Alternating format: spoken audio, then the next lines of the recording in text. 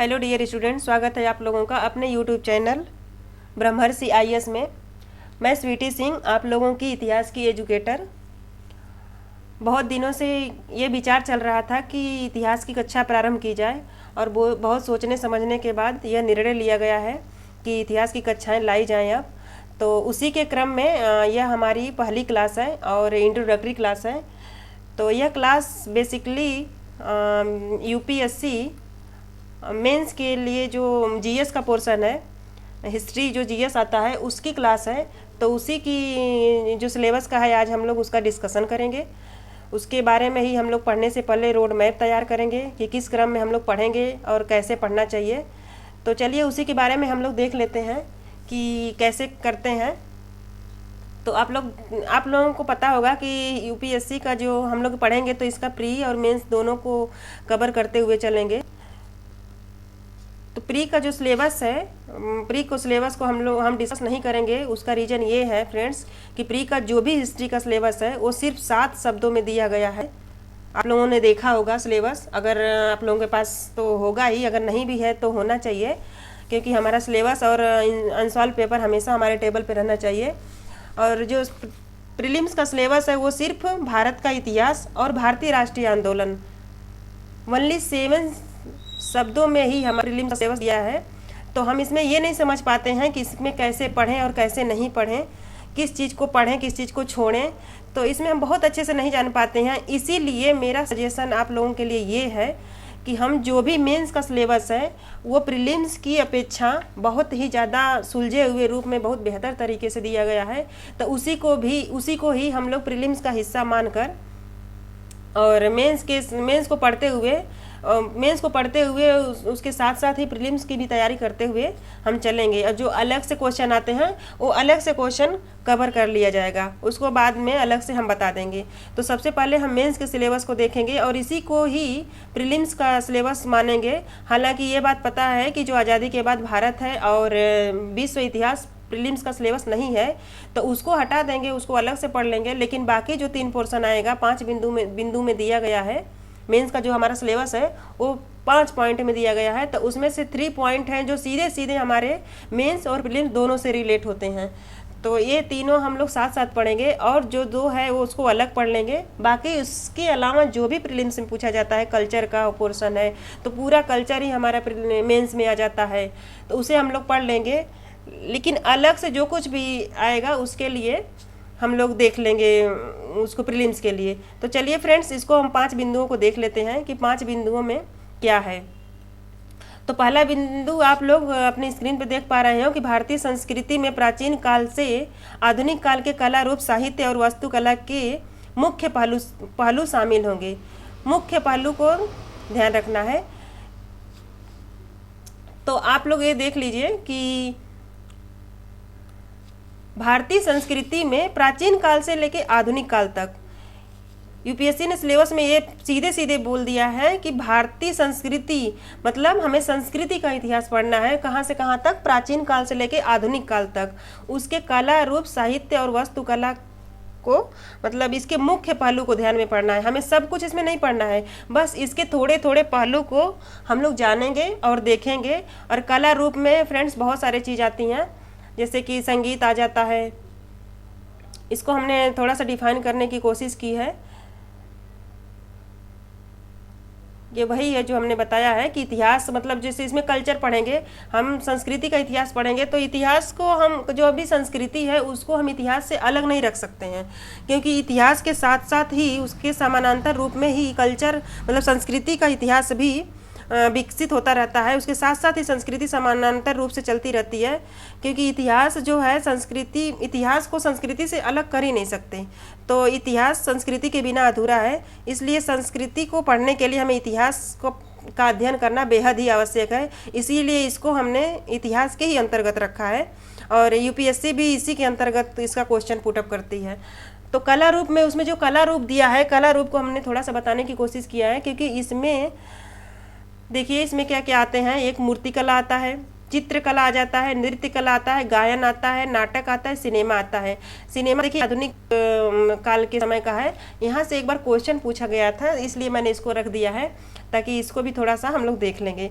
तो इन सब को थोड़ा थोड़ा हमें देखना है, बहुत जानने की इसमें कोशिश नहीं करना है और ना ही बहुत तथ्यात्मक जानना है, बस इसे समझना है और समझते हुए इसके बहुत ज़्यादा विशेषज्ञ नहीं बनना है, बस थोड़ी थोड़ी इसके बारे में जानते हुए हर एक चीज़ पहलू पर ध्यान रख लेना है ताकि यहाँ से कोई भी क्वेश्चन आए तो उसको हम डील करें।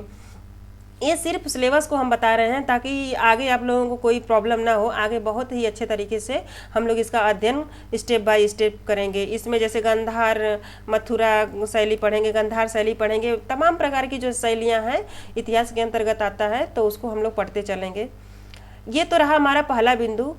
सेकेंड बिंदु ये है कि सेकेंड बिंदु आप लोग देख सकते हैं कि 18वीं सदी के लगभग मध्य से लेकर वर्तमान तक का आधुनिक भारतीय इतिहास की महत्वपूर्ण घटनाएं तथा व्यक्तित्व।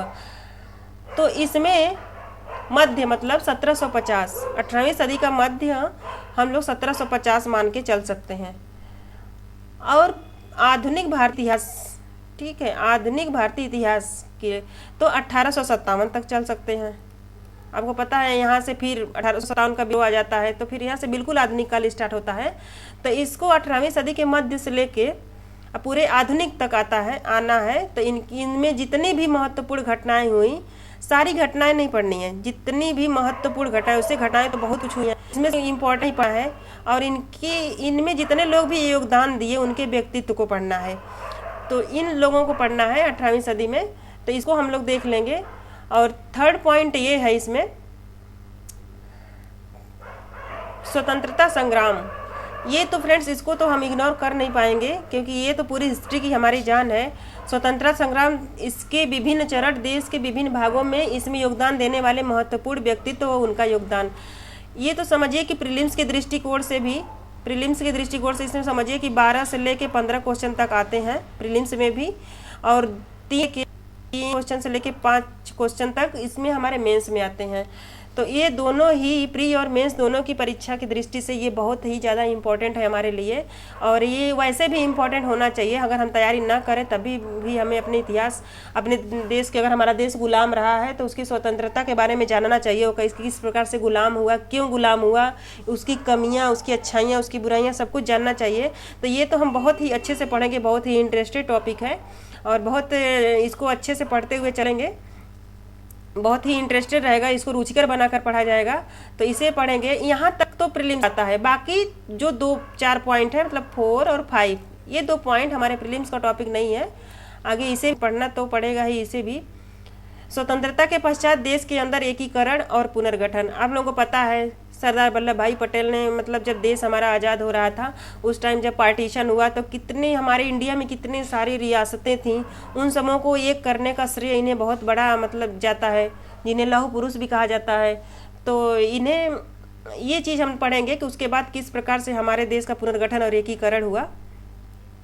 तो ये हमारे सिर्फ मेंस का टॉपिक है, इसको आप लोग ध्यान से रखिएगा। यहाँ से प्रीलिम्स में एक भी क्वेश्चन कभी नहीं पूछा गया है और ना ही पूछा, तो यहाँ से क्वेश्चन नहीं आते हैं। और एक 4 पॉइंट है विश्व इतिहास, ठीक। विश्व इतिहास में भी ये भी प्रीलिम्स में नहीं पूछा जाता है और हमारे हिसाब से मुझे नहीं लगता कि कभी पूछेगा भी। तो इसमें भी हम देख लेते हैं कि विश्व इतिहास में हम लोग कैसे क्या क्या पढ़ेंगे। तो विश्व इतिहास में आप देख सकते हैं कि विश्व के इतिहास में 18वीं सदी की घटनाओं में इस टाइम की 2 बहुत बड़ी घटनाएं हुई थी, फ्रांस की क्रांति और अमेरिका की क्रांति, ठीक है। और औद्योगिक क्रांति हुई थी जो कि बहुत ही इंपॉर्टेंट है, हम लोग का इतिहास पढ़ेंगे, उसके अंतर्गत भी इस चीज़ को पढ़ेंगे। फिर विश्व युद्ध पढ़ेंगे जिसमें फर्स्ट वर्ल्ड वार और सेकेंड वर्ल्ड वार भी पढ़ेंगे। और राष्ट्रीय सीमाओं का सीमांकन भी पढ़ा जाएगा। जर्मनी में जैसे आप लोग देख लेंगे हिटलर को पढ़ेंगे, उसका नाजीवाद।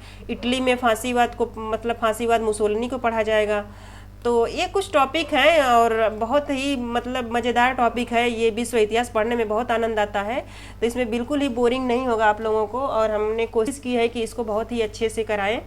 और उपनिवेशवाद फिर पढ़ेंगे, उपनिवेशवाद की समाप्ति पढ़ेंगे, किस प्रकार से अंग्रेज हमारे भारत पर आए, किस प्रकार से उन्होंने अपने औपनिवेशिक क्षेत्र को डेवलप किया, फिर किस प्रकार से वो यहाँ से छोड़ कर गए भारत को। तो उसी क्रम में सब कुछ पढ़ते रहेंगे। फिर भारतीय दर्शन शास्त्र भी पढ़ेंगे। इसमें मार्क्सवाद बहुत ही इंटरेस्टेड विद्वान है, जो कि इनका सिद्धांत बात हो जाए। फिर बाद में द्वंद्वात्मक घर्षण इन्होंने बताए हैं। चीज़ों को हम लोग बहुत पढ़ेंगे। और पूंजीवाद को फिर पढ़ा जाएगा, समाजवाद आदि, और उनके रूप और समाज पर उनका प्रभाव भी पढ़ेंगे। मतलब इनके इस सिद्धांत को पढ़ेंगे और इनके पर हमारे क्या योगदान पड़ा है तो उसे भी पढ़ा जाएगा। तो इसे हम लोग पढ़ लेंगे। ये सिर्फ कि जो अलग से प्रीलिम्स का टॉपिक होगा उसको हम लोग अलग से कवर करेंगे। आप लोगों को इससे सारे क्वेश्चन पीटी और मेंस के कवर हो जाएंगे। साथ साथ आप लोगों को बस इतना कार्य करना है कि क्वेश्चन पेपर देखते चलना है और उसे लिखते चलना है, अच्छे से उसको साथ साथ डील करते चलना है, पीटी के भी और मेंस के भी। और हम डेली पढ़ाने के बाद हर क्वेश्चन आप लोगों को एक क्वेश्चन ज़रूर मतलब लास्ट में ड्रॉप कराएंगे और उसको बताएंगे, ताकि आप लोगों को ये पता चलते रहे कि क्वेश्चन हल हो रहे हैं या नहीं हो रहे हैं, कि बस ऐसे ही पढ़ाते चल रहे हैं। और आप लोगों को किसी को भी जज करना है तो पिछले ईयर के क्वेश्चन ज़रूर देखना चाहिए। तो आप लोग ये चीज़ करते रहिएगा। बाकी इतनी देर तक वीडियो देखने के लिए आप लोगों का बहुत बहुत धन्यवाद। और अगले इसी क्रम में आप लोगों को जैसे आएंगी कक्षाएं तो उसमें हम आप लोगों को बताएंगे। बाकी वीडियो को आप लाइक करें, सब्सक्राइब करें, शेयर करें।